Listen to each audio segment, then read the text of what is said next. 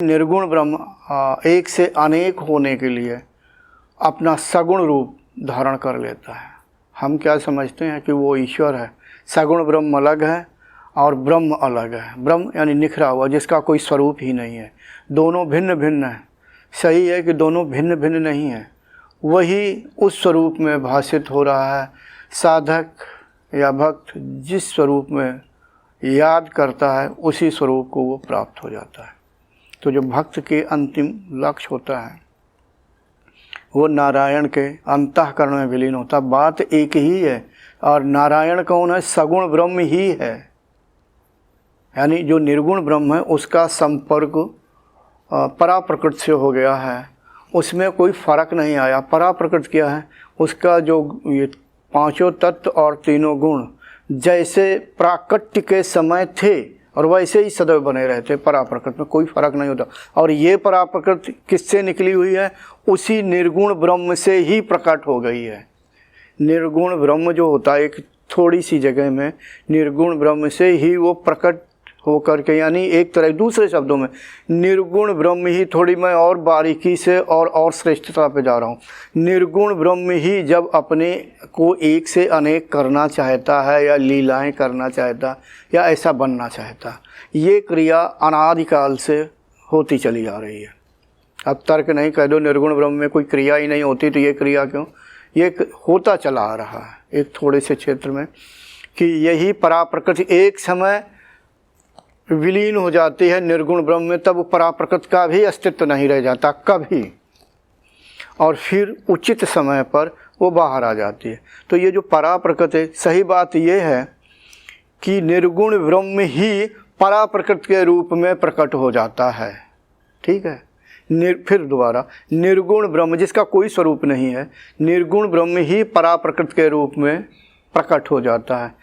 और जब उस निर्गुण ब्रह्म का पराप्रकृति से संपर्क होता है तो स्वरूप धारण कर लेता है, क्योंकि स्वरूप बनने हैं ना हमारे आपके, वो हो जाता। अच्छा, उसी में से एक, उसी के छोटे क्षेत्र में ये अपराप्रकृत प्राकट होता। इसमें भारी भिन्नता हो जाती है क्योंकि इसमें अशुद्धता, तमोगुण, जड़ता बढ़ती चली जाती है। ठीक है। तो भक्त अंत में सगुण ब्रह्म में विलीन हो जाता है। ठीक है। शब्दों से हम ये समझते हैं, योगी ये कह देता देखो वो द्वैत भाव को प्राप्त है इसलिए वो सगुण ब्रह्म यानी ईश्वर में विलीन हुआ। लेकिन योगी अपने को श्रेष्ठ ये समझता मैं निर्गुण हो गया, निर्गुण को श्रेष्ठ समझता, मगर ऐसा कुछ नहीं है। समझने का फेर है और शब्दों का हेर फेर है। चीज़ एक ही है, क्योंकि वो पराप्रकृति भी निकली तो वहीं से, यानी प्राकट्य तो निर्गुण ब्रह्म से ही है और उसी में स्थित है। जैसे चना समझते हैं, चने का पाउडर बना लो, यानी पीस लो, आटा बना लो, उसकी रोटी भी बन सकती है। चने की विशेष प्रक्रिया करके उसकी दाल भी बन सकती है। समझ गए? चने को दो टुकड़े करते हैं गांव में, चने की दाल बना ली जाती है क्या? चना। एक तरफ रोटी भी है, जो आटा से रोटी बना लिया। चने की रोटी खाओ, हाजमे के लिए बड़ी अच्छी होती है, पेट में गड़बड़ी नहीं होती। पहले ऐसा करते थे गांव में। और उसका जो बेसन बनाया जाता है और उस बेसन से भिन्न भिन्न तरीके से स्वादिष्ट व्यंजन और ढेर सारी चीज़ें बनाई जाती हैं, मगर मूल में क्या है? चना। चना ही रोटी है, चना ही दाल है, चना ही जो ब्रेड पकौड़ा के ऊपर वो करते हैं। चने से ढेर सारी चीज़ें, अब क्या मैं कहूँ, घर में जो बनाते हैं ऐसी चीज़ें, लेकिन है क्या? चना मूल रूप में। लेकिन अगर गौर से देखें, दाल का स्वरूप दूसरा है, रोटी का स्वरूप दूसरा है, और जो शुद्ध बेसन की पकौड़ी बना ली जाती है उसका स्वरूप दूसरा। हम आप क्या कहते हैं?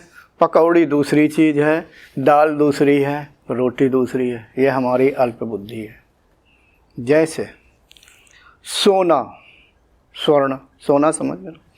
सोने से भिन्न भिन्न तरह के आभूषण बनाए जाते हैं। आभूषण स्त्रियां पहनती हैं। कुंडल का स्वरूप देखो, कंगन का स्वरूप देखो, रिंग का स्वरूप देखो, यानी हर चीज़ भिन्न भिन्न होती चली जाती है, स्वरूप भी बदलते जाते हैं। लेकिन है क्या? सोना। मगर क्या कहते हैं कि हमने कुंडल पहना हुआ है, हमने कंगन पहना हुआ, हमने रिंग पहना हुआ, हमने चैन पहनी हुई है। ये नहीं कहते हैं कि हमने सोना पहना हुआ है। स्वरूप ठीक, यानी वास्तव में सोना है, लेकिन सोने को भिन्न भिन्न रूप दे दिया गया है, तो हम उस रूप से बुलाने लगते हैं, मतलब नाम लेने लगते हैं। सोना ही भिन्न भिन्न रूपों में है, लेकिन मूल रूप से सोना है। इसी तरह से ब्रह्म ही अपने स्वरूप को जड़ रूप में प्रकट कर देता, अर्थात परा प्रकृति की बात कर रहा हूँ, प्रकृति को प्रकट कर देता है। फिर वो एक तरफ निर्गुण हो जाता है, स्वयं एक से अनेक होना है ना, और निर्गुण, और फिर उस जड़ का संपर्क होता है, सगुण ब्रह्म बन जाता है।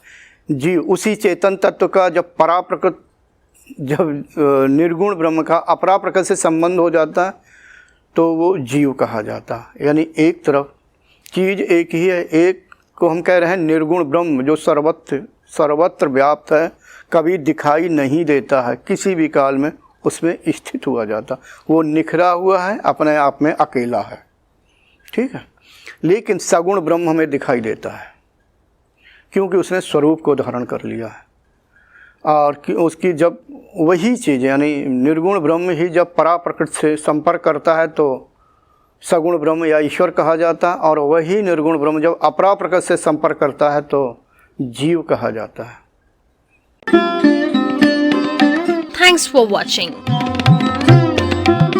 Remember to like, comment and subscribe.